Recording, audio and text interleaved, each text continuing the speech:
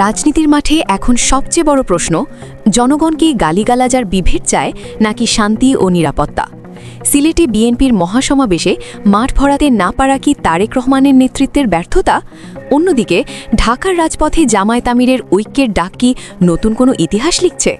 তারেক রহমান বনাম ডক্টর শফিকুর রহমান, কার হাতে নিরাপদ আগামীর বাংলাদেশ? বিস্তারিত থাকছে আজকের বিশেষ প্রতিবেদনে। সিলেটের আলিয়া মাদ্রাসা মাঠ ঘোষণা ছিল জনসমুদ্রের, কিন্তু বাস্তবতা ছিল উল্টো।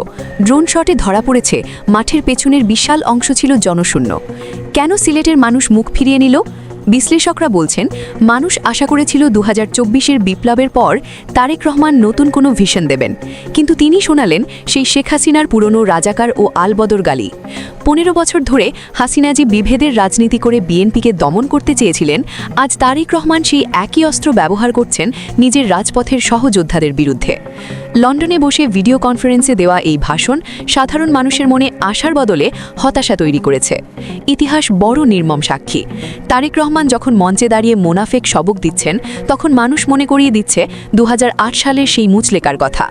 17 বছর লন্ডনে আয়েশি জীবন কাটিয়ে তিনি আজ তাদের গালি দিচ্ছেন যারা হাসিনার দড়িতে ঝুলে জীবন দিয়েছেন কিন্তু দেশ ছাড়েননি।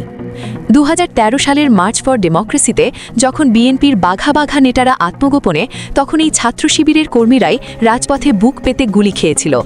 আজ সেই শহীদদের উত্তরসূরিদের গুপ্ত রাজাকার বলা কি চরম অকৃতজ্ঞতা নয়? মুদ্রার উল্টোপিঠ দেখা গেল ঢাকার সমাবেশে। জামায়াত আমির ডক্টর শফিকুর রহমান প্রতিহিংসার বদলে দিলেন ঐক্যের ডাক। তারেক রহমান যেখানে আক্রমণাত্মক, ডক্টর শফিক সেখানে রক্ষণশীল কিন্তু সুদৃঢ়। তিনি কোনো পুরনো গালিগালাজে যাননি, বরং এক মুখ্যম প্রশ্ন রেখেছেন, যারা নিজেদের নেতাকর্মীদের চাঁদাবাজি আর দখলবাজি থামাতে পারে না, তাদের হাতে কি দেশ নিরাপদ? এই একটি লাইনই বিএনপির রাজনীতির অসারতা প্রমাণ করে দিয়েছে। মানুষ দেখছে লন্ডনের ধমক মাঠের চাঁদাবাজি থামাতে পারছে না, অথচ জামায়াতের শৃঙ্খলার কাছে নতি স্বীকার করছে সব ষড়যন্ত্র। সিলেটের ফাঁকা মাঠ তারেক রহমানকে লাল কার্ড দেখিয়েছে, আর ঢাকার জনসমুদ্র ডক্টর শফিককে দিয়েছে গ্রিন সিগন্যাল। 2026-এর 12ই ফেব্রুয়ারি ব্যালটেই প্রমাণ হবে জনগণ কি অতীতের হিংসা বেছে নেবে নাকি আগামীর ইনসাফ। তারেক রহমানের আওয়ামীকরণ বনাম ডক্টর শফিকের নবজাগরণ, আপনি কাকে বেছে নেবেন? কমেন্টে আপনার মূল্যবান মতামত জানান। ভিডিওটি ভালো লাগলে শেয়ার করুন এবং উত্তরবঙ্গ 24 টিভি সাবস্ক্রাইব করে আমাদের সাথেই থাকুন। ধন্যবাদ।